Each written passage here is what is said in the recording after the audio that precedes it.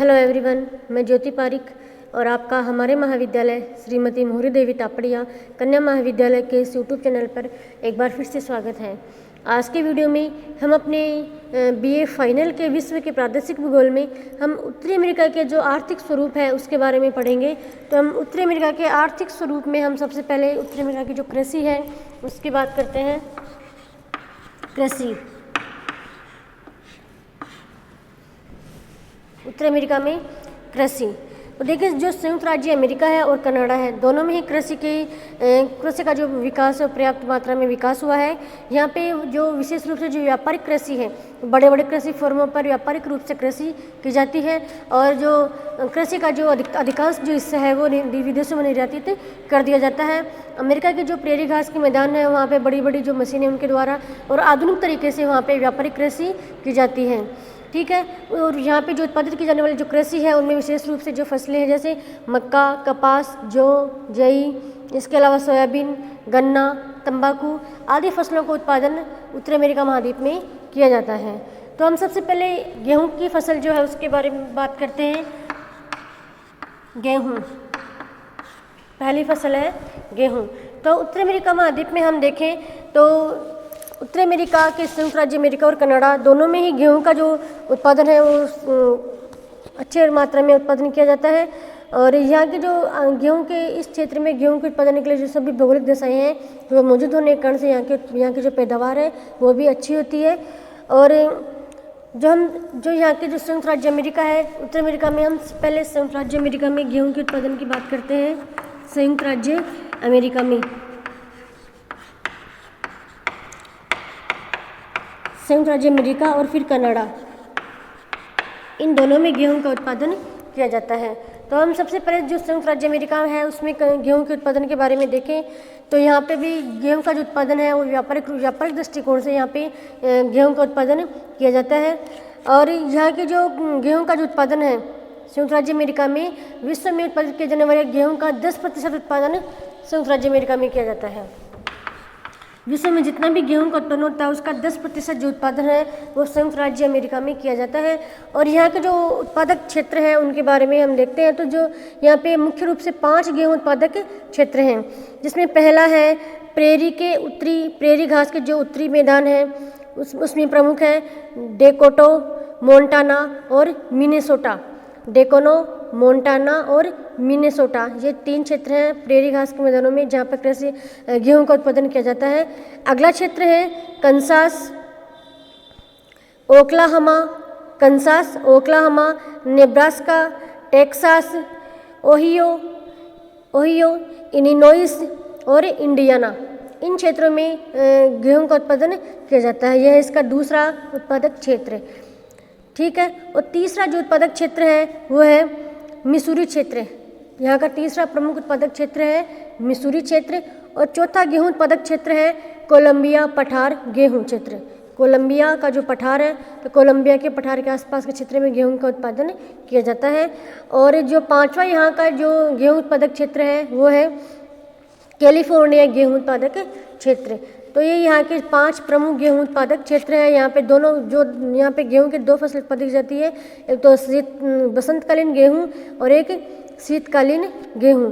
और यहाँ पे जो हमने पहले बताए हैं कि जो 4 जैसे कोलंबिया का पठार है, ठीक है, प्रेरी घास के मैदान उसके उत्तरी क्षेत्र में और कैलिफोर्निया के क्षेत्र में भी गेहूँ का उत्पादन किया जाता है। उसके बाद हम देखते हैं कनाडा के गेहूं के उत्पादक क्षेत्र। तो देखिए कनाडा के 2 प्रमुख गेहूं के उत्पादक क्षेत्र हैं कनाडा में। पहला है बसंतकालीन क्षेत्र, जिसमें बसंतकालीन गेहूं का जो क्षेत्र है जिसमें प्रमुख है सस्केचुआन, मैनिटोबा, अल्बर्टा, ये 3 यहाँ के प्रमुख क्षेत्र हैं बसंतकालीन गेहूं के उत्पादन में। सस्केचुआन, मैनिटोबा और अल्बर्टा, ये 3 प्रमुख क्षेत्र हैं। और शीतकालीन गेहूं के उत्पादन में जो महान झील है जिसमें विशेषकर से ओंटारियो, जो कनाडा की जो महान झील है, तो महान झीलों में से विशेष रूप से जो ओंटारियो का जो तटीय क्षेत्र है उस ओंटारियो झील के तटीय क्षेत्र में गेहूं का उत्पादन किया जाता है। ठीक, तो ये है संयुक्त राज्य अमेरिका में गेहूं का उत्पादन। तो अगली फसल है मक्का। अगली फसल है यहाँ की मक्का। तो मक्का के उत्पादन में हम देखें तो मक्का का विशेष रूप से यहाँ पे उत्पादन किया जाता है, क्योंकि यहाँ पे मक्का के लिए उत्पादन के लिए जो भी आवश्यक भौगोलिक दशाएं हैं वो सभी इसमें मौजूद हैं। और मक्का का जो जन्म स्थान है वही मैक्सिको को माना जाता है। मतलब जो जन्म स्थली है मक्का की वो मैक्सिको, उत्तरी मध्य अमेरिका या फिर मैक्सिको, यह मक्का की जन्मस्थली है। और मक्का की फसल के लिए जो भी आवश्यक दशाएं जैसे वर्षा है, जैसे 50 से लेकर और 6 सेंटीमीटर तक वर्षा की आवश्यकता होती है, तो ये ऐसी वर्षा वहाँ पर होती है। और तापमान भी हम देखें तो 12 से लेकर और 35 डिग्री के सेल्सियस के बीच तापमान की आवश्यकता होती है। तो इस क्षेत्र में ऐसा तापमान भी पाया जाता है, इस कारण से यहाँ पर मक्का की पैदावार अच्छी की जाती है।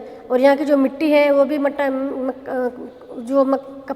की जो फसल है, मक्का की फसल के लिए जो काली मिट्टी, दोमट मिट्टी की आवश्यकता होती है, तो इस मिट्टी का भी विस्तार इस महाद्वीप में है, इसलिए यहाँ पे मक्का की अच्छी पैदावार की जाती है। फिर हम संयुक्त राज्य अमेरिका में जो मक्का के जो प्रमुख उत्पादक क्षेत्र हैं उन क्षेत्रों के बारे में हम देखते हैं। तो देखिए, विश्व में सर्वाधिक मक्का का उत्पादन संयुक्त राज्य अमेरिका में किया जाता है। जो संयुक्त राज्य अमेरिका में विश्व में जो भी मक्का का उत्पादन होता है तो सर्वाधिक मात्रा में मक्का का उत्पादन संयुक्त राज्य अमेरिका में किया जाता है। और विश्व का लगभग 2/3 मक्के का उत्पादन केवल संयुक्त राज्य अमेरिका में किया जाता है। 2/3 मक्के का उत्पादन केवल संयुक्त राज्य अमेरिका में किया जाता है। मतलब संयुक्त राज्य अमेरिका में विश्व में सर्वाधिक मात्रा में मक्के का उत्पादन किया जाता है। फिर हम यहाँ की जो मक्का पेटी है, मक्का पेटी के विस्तार के बारे में देखें तो यहाँ की जो मक्का पेटी का जो विस्तार है वह मध्य ओहियो से और मध्य टेक्सास और केंटुकी तक, ये यहाँ की जो मक्का पेटी है उसका विस्तार है। कहाँ से कहाँ तक? मध्य ओहियो से मध्य टेक्सास और केंटुकी तक यहाँ की मक्का पेटी का विस्तार है, जिसमें कौन कौन से जिले राज्य आते हैं? ओयोवा, एनियासन, मिनीसोटा और पेंसिल्वेनिया और नेब्रास्का, ये सभी राज्य इस क्षेत्र में आते हैं। कौन कौन से हैं? पेंसिल्वेनिया है, नेब्रास्का है और ओयोवा। ये तीनों जो राज्य हैं वो सभी इस मक्का पेटी के अंतर्गत शामिल है। और यहाँ की मक्का पेटी का जो विस्तार है वो मध्य ओहियो से लेकर और मध्य टेक्सास और केंटुकी तक यहाँ की मक्का पेटी का विस्तार है। उसके बाद अगली फसल है यहाँ की कपास। तो कपास के बारे में देखते हैं। तो कपास का भी जो उत्पादन है सर्वाधिक मात्रा में संयुक्त राज्य अमेरिका में किया जाता है, क्योंकि कपास के लिए जो भी आवश्यक दशाएं हैं, भौगोलिक आवश्यक दशाएं हैं, ये सभी होने के कारण से वहाँ पे मक्का की भी अच्छी पैदावार की जाती है। जैसे वर्षा मक्का की फसल के लिए 70 से लेकर 100 सेंटीमीटर तक वर्षा की आवश्यकता होती है। इसके अलावा 100 दिन पाले रहित होनी चाहिए और तापमान में हम देखें तो 20 से लेकर और 30 डिग्री सेल्सियस तापमान की आवश्यकता होती है। तो ये सभी भौगोलिक दशाएँ हैं वो ये सभी भौगोलिक दशाएँ हैं मक्का की फसल के लिए संयुक्त राज्य अमेरिका में पाई जाती है, इसलिए यहाँ पे मक्का का पैदावार अच्छी की जाती है। फिर हम यहाँ के जो मक्के के जो उत्पादक क्षेत्र हैं उनके बारे में देखें तो विश्व की लगभग 16% मक्का का उत्पादन केवल संयुक्त राज्य अमेरिका में किया जाता है। 16%, मतलब विश्व में जितने भी मक्के का पैदावार की जाती है, कपास की पैदावार की जाती है, तो उसमें से 16% जो कपास है वो केवल संयुक्त राज्य अमेरिका में उत्पादित की जाती है। और यहाँ के जो प्रमुख उत्पादक क्षेत्र हैं जिसमें प्रमुख है, पहला क्षेत्र है मिसिसिपी तथा उसकी पूर्वी सहायक योजो नदी, मिसिसिपी नदी और उसकी पूर्वी सहायक नदी है याजो नदी। उस याजो नदी के बाढ़ वाले क्षेत्र में कपास का उत्पादन किया जाता है। मतलब पहला क्षेत्र है यहाँ का मिसिसिपी नदी और उसकी जो सहायक नदी है याजो नदी, उस याजो नदी के बाढ़ के क्षेत्र में कपास का उत्पादन किया जाता है। दूसरा यहाँ का प्रदेश है टेक्सास प्रदेश, दूसरा कपास उत्पादन का क्षेत्र है टेक्सास प्रदेश। और तीसरा कपास उत्पादन का क्षेत्र है मिसिसिपी नदी तथा अटलांटिक महासागर के मध्य, मिसिसिपी नदी और अटलांटिक महासागर के मध्य में 2 क्षेत्र हैं। पहला है पिडमांट पठार के निकट ब्लू रिज क्षेत्र, पिडमांट पठार के निकट है ब्लू रिज क्षेत्र। और दूसरा क्षेत्र है टेनिस नदी के मध्य का भाग। जो टेनिस नदी है, टेनिस नदी के मध्य के भाग में भी कपास का उत्पादन किया जाता है। तो यहाँ पे हम विशेष रूप से जो अटलांटिक महासागर है और मिसिसिपी नदी है, अटलांटिक महासागर और मिसिसिपी नदी के मध्य 2 कपास के क्षेत्र हैं। पहला है पिडमांट पठार का क्षेत्र और दूसरा है टेनिस नदी के मध्य का क्षेत्र। ये दो प्रमुख क्षेत्र भी, इन दोनों क्षेत्रों में भी कपास का उत्पादन विशेष रूप से किया जाता है।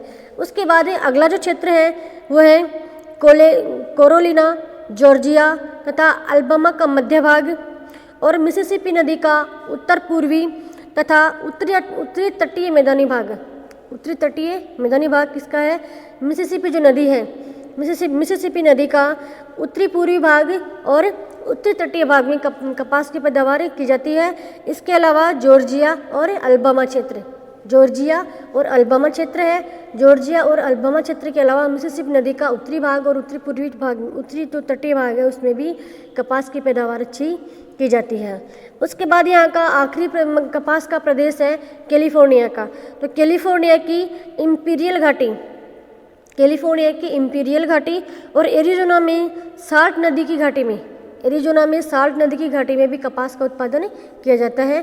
तो एक तो है कैलिफोर्निया की जो एरिज़ोना है इंपीरियल घाटी, कैलिफोर्निया की इंपीरियल घाटी और एरिज़ोना का जो साल्ट प्रदेश है, उस साल्ट घाटी है, उसमें भी कपास की पैदावार है वो अच्छी की जाती है। तो यहाँ पे प्रमुख ये 5 कपास के उत्पादक क्षेत्र हैं, ठीक है, जिनके बारे में हमने पढ़ लिया है।